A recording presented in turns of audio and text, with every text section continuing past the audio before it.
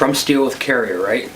So a lot of people from both sides talking about Trump's Carrier deal here, and 1,100 jobs saved, but some are still going to Mexico. It's important to note. But there's a lot of criticism, especially from the base of the Tea Partiers, saying that essentially this is an example of crony capitalism, that the government in no way should interfere with the free market. You know, something better will replace that air conditioning unit or manufacturer after a period of time. That's not the case necessarily. First, the number one most important thing that government has to do in order to attract business is have an incentive. If we're raising taxes or have one of the highest corporate tax rates in the entire world, the incentive is already null to manufacture here to begin with. So, crony capitalism is essentially a derogatory name for interventionism. And we know that, we know a few basic principles. One, that interventionism at its foundation and its core 100% of the time doesn't work. But we also know that isolationism 100% of the time doesn't work either. So usually when we're talking about political sides, the far left is more likely to be isolationist at its core, its beliefs, pull the troops back, keep them at home. And the far right is more likely to be interventionist, reactionary. We have to go, get in there, and take care of business right now. But we know that that doesn't work 100% of the time. In the last 15 years have proven that each have incredible flaws. And regardless if you campaign on isolationism or interventionism, each have a considerable amount of issues that come along with them. So this is a conversation that I think we need to have. So the middle ground is a really gray area because no one really agrees on it. Not even the libertarians. I mean, the libertarians are 100% free market. So if the left isn't for direct government involvement in providing incentive, because much of the left this past week after this deal have said, let them go, we shouldn't be giving corporations tax breaks. And much of the right is saying that it's also slightly reminiscent of Obama's bailout.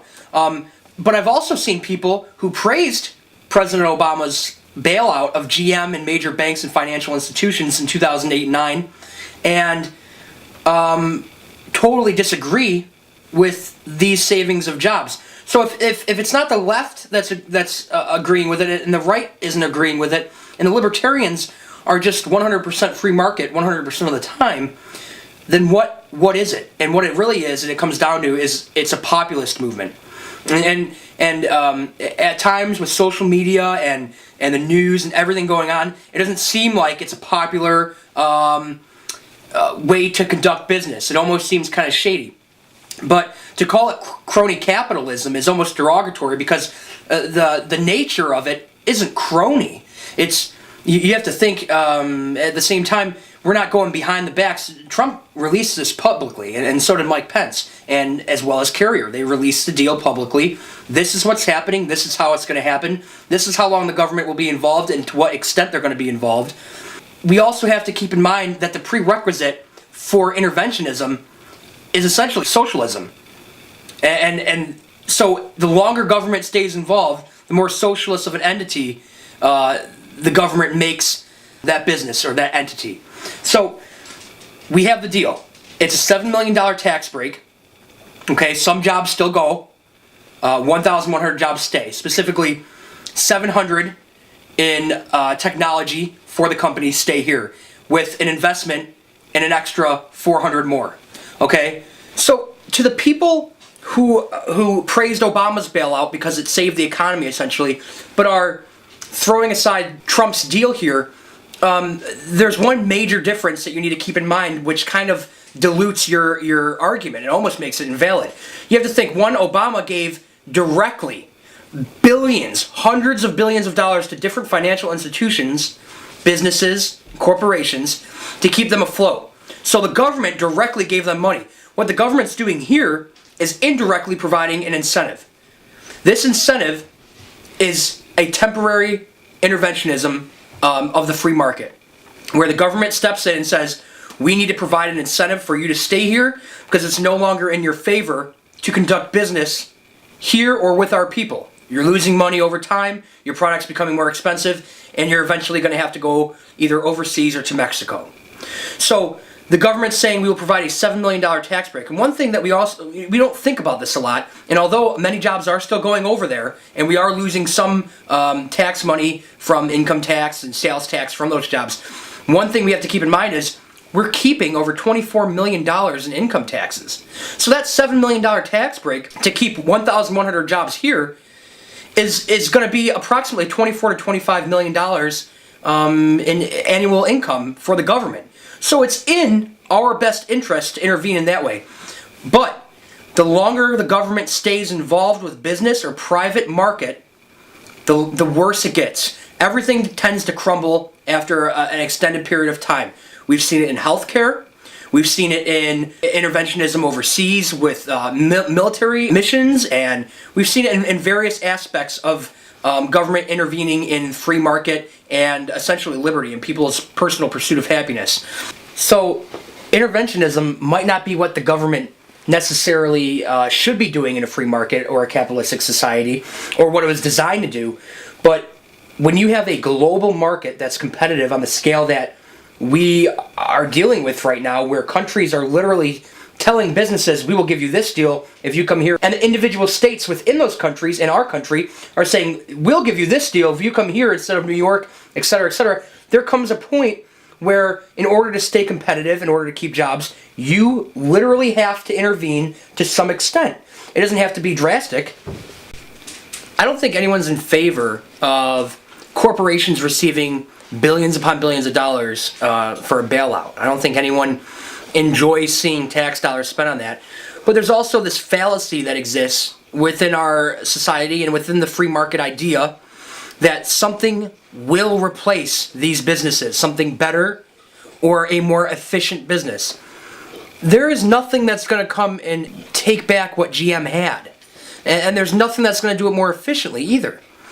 From time to time, I mean, whether it's the Great Depression, the Great Recession, or what's to eventually come with the amount of debt to GDP ratio and student loan debt and etc., what we have to come, there's going to be certain times throughout history where a society and its government will need to provide incentives for business to stay and get back on track so that business can not just survive, but eventually thrive. I wasn't a fan of Obama's plan. I wasn't a fan of just shelling out cash.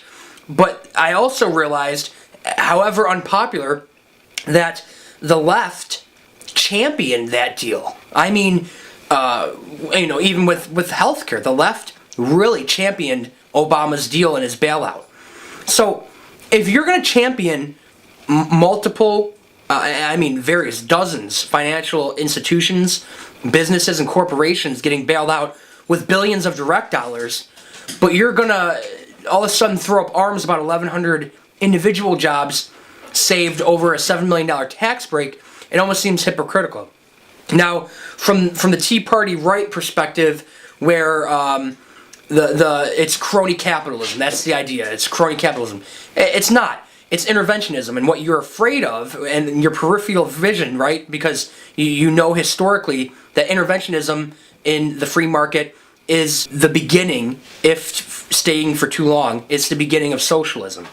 So there is a fine line that you need to find, especially when you're a government and the biggest government with the most money in the world, right?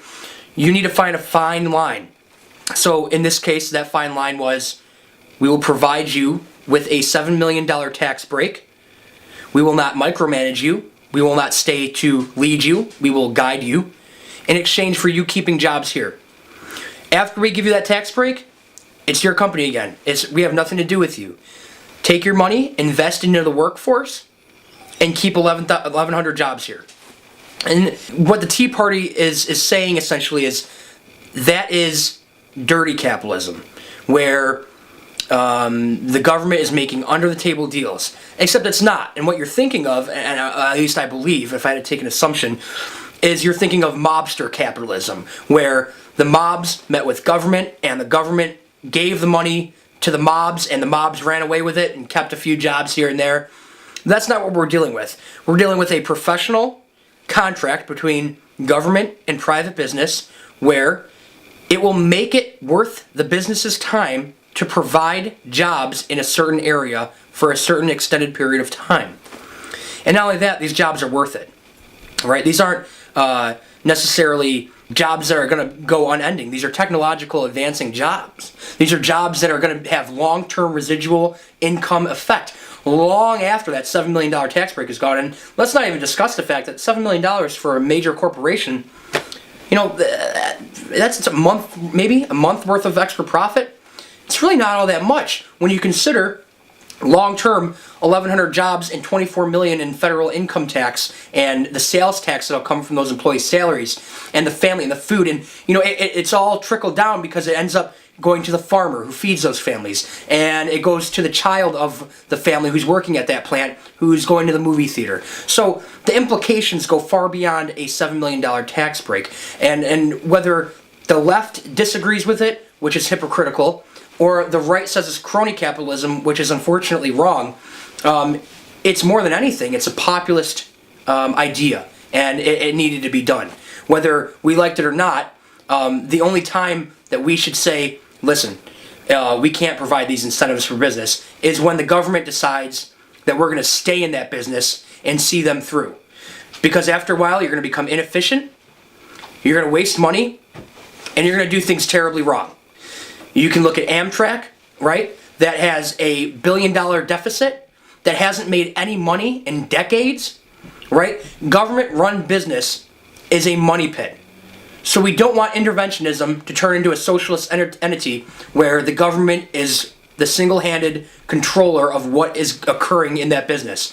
However, we don't want to just sit back and say, well, something else will take its place. It won't. Those technological jobs will be lost. GM would have been lost.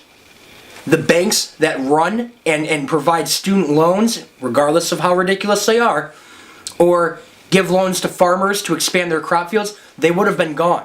It would have been a complete financial institutional crash. It wouldn't have been the Great Recession. It would have been the next Civil War. Everything we would have known as our financial way of life and our standard of living would have been crushed without some sort of interventionism. We just need to be careful about how long we allow that interventionism to carry on.